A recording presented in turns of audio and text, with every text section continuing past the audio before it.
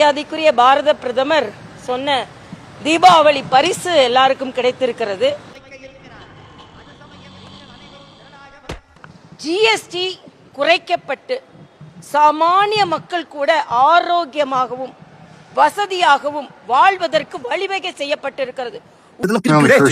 நாங்கெல்லாம் டாக்ஸ் கட்டுறோம், அதனாலதான் உங்களுக்கு எல்லாம் சம்பளமே கிடையாது. உங்க குடும்பமே அதுலதான் ஓடுது. ஆனா எங்களை இப்படி நிக்க வைக்கிறது எப்படி இருக்கு தெரியுமா? நாங்க என்னமோ உங்ககிட்ட பிச்சை கேட்க வந்தோம். கடமையை செய்யுங்க.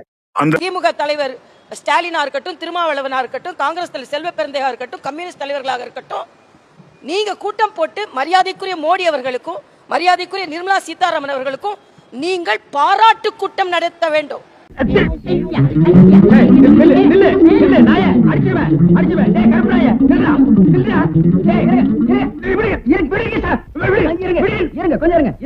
என்ன கல்ல கண்டா இவனை காணோம், இவனை கண்டா கல்ல காணோம், ரெண்டுமே இன்னைக்கு கிடைச்சிருக்கு. இவனை நான் இன்னைக்கு அடிக்காம விட மாட்டேன்.